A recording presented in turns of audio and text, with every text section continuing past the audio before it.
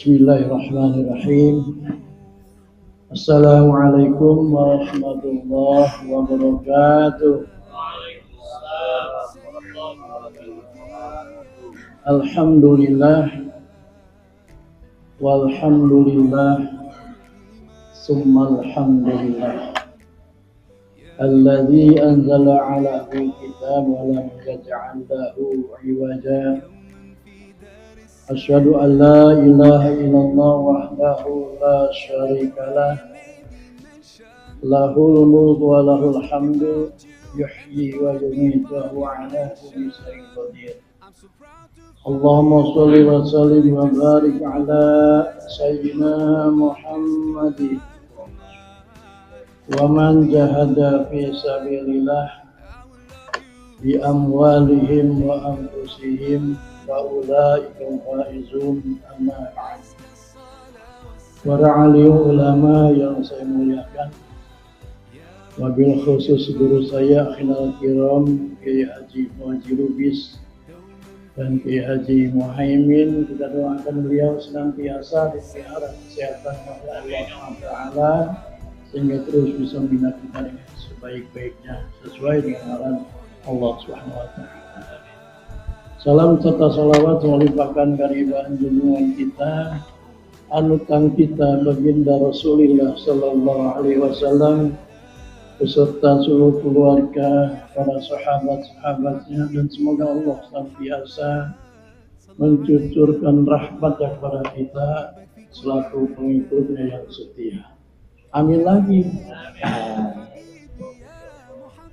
Hadirin hadirat rahimahullah, sebelumnya saya mewakili pengurus masjid mengingatkan pada jamaah, khususnya yang pertama yang membawa kendaraan roda 2 manakala di parkir jangan lupa kuncinya dicabut dan dikunci.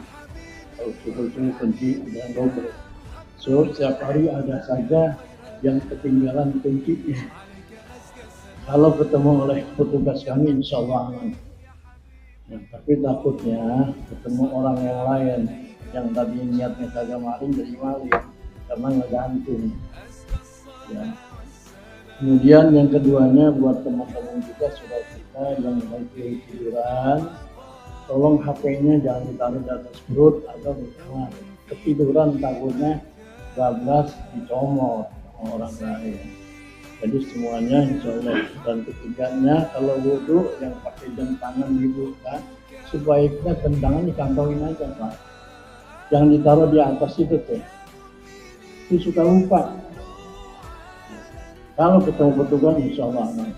Di tempat di kamar atau pos 1. Tak boleh ketemu orang lain. Kita doakan, ini hanya mengingatkan kembali ya, supaya kita lebih nyaman pada saat melaksanakan ibadah sholat. Bapak Ibu sekalian yang berbahagia, ada salah satu firman Allah yang bersih perintah. Dan ini sudah hafal, yakin sudah hafal, karena seringkali dibacakan baik dalam mimbar Jumat maupun di acara-acara agama lainnya. Kenapa saya bilang sudah pada hafal? Nah, kelihatan dari wajah-wajahnya ahli surga semuanya ini ya. Allah berfirman, wasari'u ila maghfiratin min rabbikum wa jannatin was-samawati u'iddat lil muttaqin. Kurang lebih artinya, dan bersegeralah, jangan ditunda-tunda mohon ampunan kepada Allah. Jadi Allah perintah kita dalam rangka ampunan, dalam rangka taubat ini jangan ditunggu. Nunggu udah tua dulu, jangan nunggu punya mantu dulu, punya cucu dulu, dan lain sebagainya. Kudu buru-buru. Kenapa kita harus diburu-buru segerakan oleh Allah? Karena khawatir kita keburu kedatangan malaikat pencabut nyawa yang kagak bilang-bilang lagi sama kita. Kebetulan saya baru kemarin aja dapat pelajaran dari Allah. Teman akrab. Baru 2 minggu anaknya di usia 38 meninggal. Baru 2 minggu. Rupanya teman saya bapaknya nyusul. Tuh, kagak sakit lagi. Lagi di toilet sakit perut lewat. Tuh khawatir seperti itu. Kalau mereka waduh ibadah hidupnya senantiasa ibadah kepada Allah, alhamdulillah. Tapi bagi mereka yang hidupnya berumur dengan dosa, kan yang ada nyesal doangan. Seringkali saya sampaikan di sini pada saat orang ini sekarat, Pak, itu Allah perlihatkan kepada surga atau neraka. Cuman yang mendampinginya kagak lihat. Cuman yang mau matinya itu yang dilihat. Pada saat itu ditemukan, diperlihatkan oleh Allah neraka, baru nyesal. Teriak-teriak dia pada Allah. Apa teriakannya? Rabbirji'un, Rabbirji'un, Rabbirji'un, ya Allah, kembalikan saya Allah. Hidupin lagi saya janji dah akan beramal soleh selama saya hidup, saya tinggalkan. Kalla, kata Allah, kagak bisa telat. Atau dalam bahasa penyanyi katakan, terlambat sudah kau datang padaku. Telat, obatnya telat. Ya makanya kita nggak tahu kapan kita sekarat, kan nggak tahu kita. Yang pasti kalau udah datang itu sekarat maut kan nggak sakit dulu, nggak dirawat dulu di rumah sakit. Bukan begitu teman-teman. Banyak contoh lah dirasakan oleh saudara kita, tetangga kita.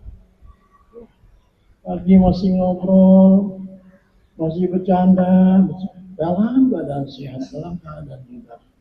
Tahu-tahu dikabarin sorenya, itu meninggal dunia. Kadang-kadang dia bercanda loh, kan gitu. Orang tadi gue ngobrol sih, kan gitu. Itulah umur.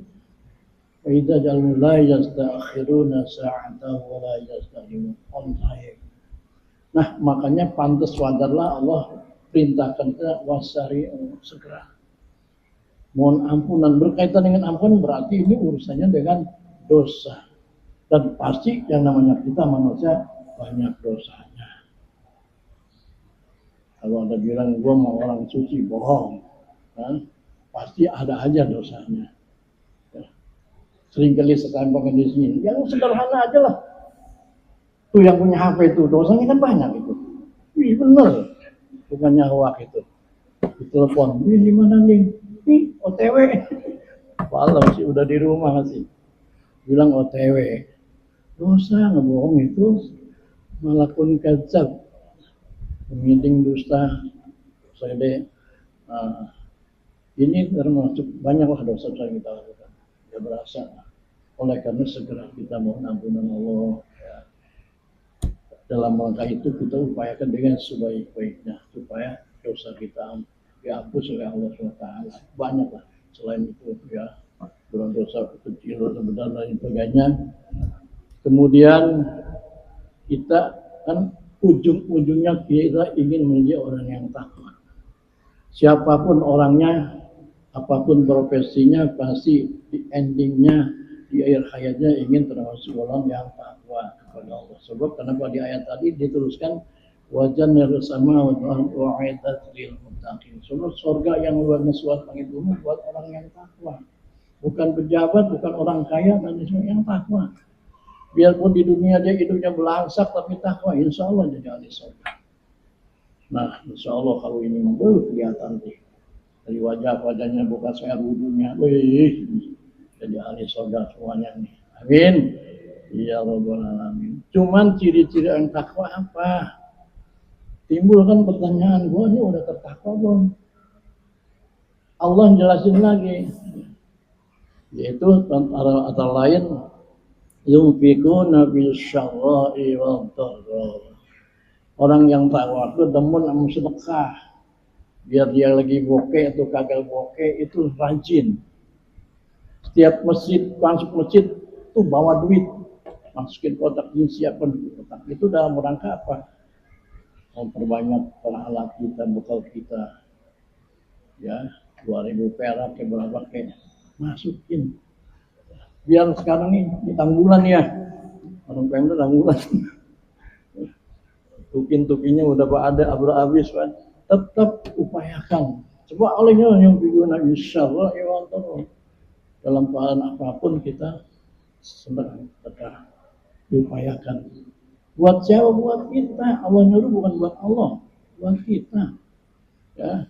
Nah ini salah satu ciri orang yang takwa kepada Allah Subhanahu wa taala. Ciri lain wal qaziminal ghaiz. Orang yang takwa orangnya pemaaf, enggak dendam.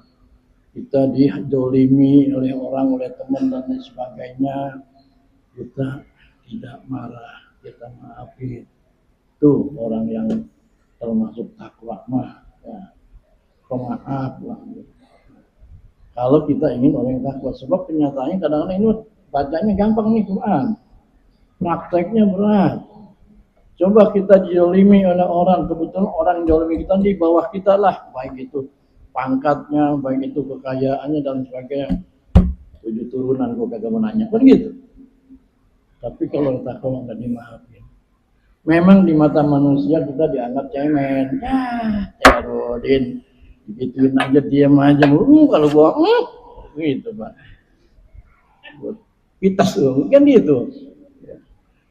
Itu kalau menurut hawa nafsu manusia, tapi menurut kacamata Allah nggak seperti itu. Memang di mata manusia kita dianggap cemen, biarin aja. Kita egennya kan enggak di mata Allah Subhanahu wa taala. Nah, ini ciri antara lain kata seperti itu. Kita upayakan, kita amalkan dan sebagainya kita agar menjadi orang termasuk orang yang takwa kepada Allah. Sebab kalau kita di ahli surga kan enak banget. Bapak nggak usah sholat seperti ini, nggak usah nyari duit dan lain sebagainya sama kayak di dunia ini.